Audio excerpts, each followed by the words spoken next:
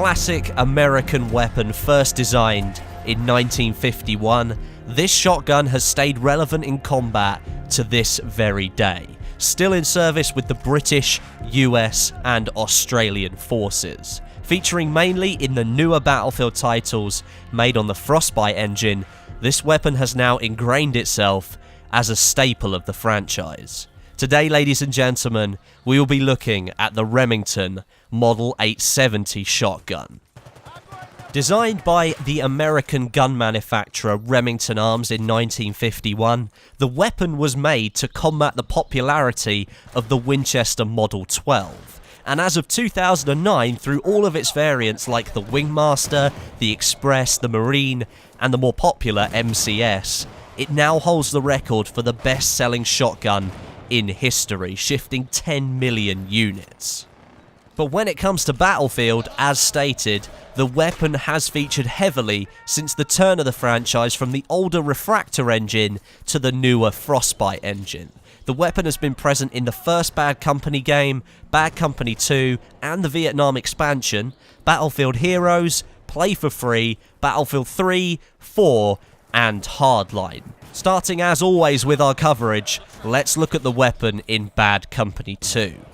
The 870 is unlocked at level 1 through the multiplayer progression system, providing a basic level of statistics. It holds 4 shells, buckshot, and it provides an easy route into the world of shotguns in this game.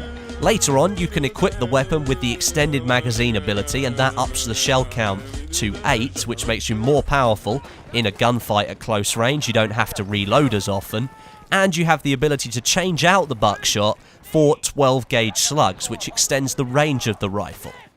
Damage for the buckshot comes in at 171 maximum, but that's providing you land all the pellets, which beyond close range is unlikely, and for the slugs, it's 100. Either config of this rifle gave the holder, as you'd expect for a pump-action rifle, extreme power when used correctly. It did have to heavily compete with the SPAS-12 and the Neosted shotguns though, and it was given identical statistics for damage, accuracy, recoil, and rate of fire. And that evened the playing field a little bit, but it differed by having a faster reload than the SPAS-12, but slower than the Neosted. Overall, from my experience, players seem to prefer the Neosted. And popping players from across the map with any of the shotguns in Bad Company 2 was an all too common experience if you were running the slug rounds. In the Vietnam expansion, the weapon was given the opportunity to basically run wild. It was the only shotgun that was included in the expansion. It was a carbon copy, statistically, of the 870 from the base game, but it featured a much older design to fit that Vietnam setting. In my opinion, it looked better here, and because it was the only shotgun that players could use, it made the weapon much more memorable. The base game where it had to compete, and being an early unlock, I think hurt its popularity a little bit. Battlefield 3 now, and the 870 fills a very similar role to the one in Bad Company 2, being the first shotgun that you can use, but it's gifted with some of the best stats in the game for shotguns as well, meaning the popularity and usage of the weapon saw a big increase. The rate of fire is much faster here in BF3, allowing players to follow up shots much quicker, making its power absolutely devastating at close range. And if you pair that with its high damage and longest range of all the shotguns in the game, the 870 became a revered weapon by anyone who met it in close quarters.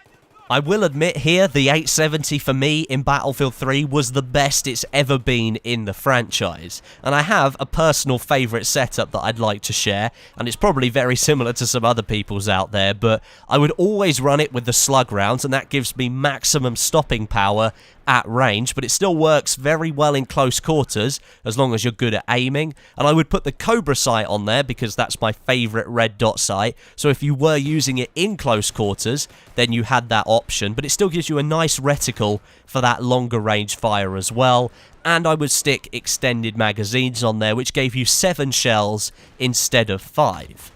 Join yourself into a TDM server or one of the close quarters DLC maps like Zeba Tower, and it runs a riot. It beats out almost every other weapon it comes across, and the only way that you're going to lose the gunfight is if you didn't aim properly and you didn't hit your target with the first shot, or if you're suppressed. The only scenario where I wouldn't use the 870 is if you were planning to use flechette rounds. They suit the SPAS-12 more, it has a tighter spread and is much better for hitting targets at longer range. The gun here is, as mentioned, extremely popular in Battlefield 3. It can be used on any class, it's an all-kit weapon, and it's an all-round great performer. On to Battlefield 4 now. And the weapon took a dip in its popularity that's been steadily growing since Bad Company 2. I don't know if you've noticed in any of the other episodes in this series, but every time we get to Battlefield 4, the popularity of the weapon seems to take a little bit of a nosedive. It's unlocked by achieving a 4,000 shotgun score just after the QBS-09, and its damage potential is very similar to what can be achieved in Battlefield 3, but it's bested here in Battlefield 4 by the Hawk 12, which is a Chinese shotgun. And incidentally, it's one of the many products produced in China that's a very close copy of the original itself. The Hawk 12 is a almost carbon copy of the 870.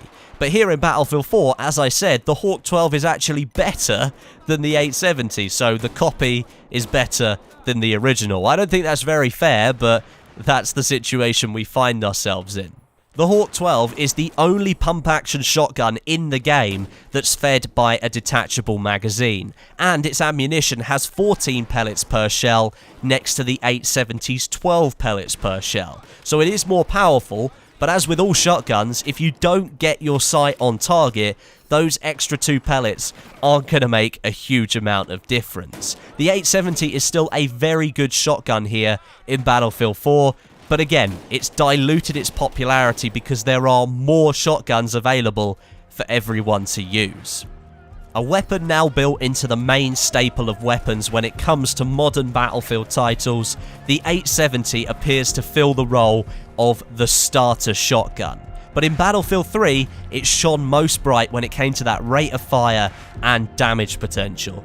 My god, that gun was so good when using slugs in close quarters. Thank you so much for watching, I hope you enjoyed it. Don't forget to leave your suggestions for the next weapon on Through the Ages down in the comments, and while you're there, drop me a like as well. I'm sorry for my voice, I've still got a massive cold, I am getting better though. But until next time, my name is Westy, and I'll catch you guys in the next video.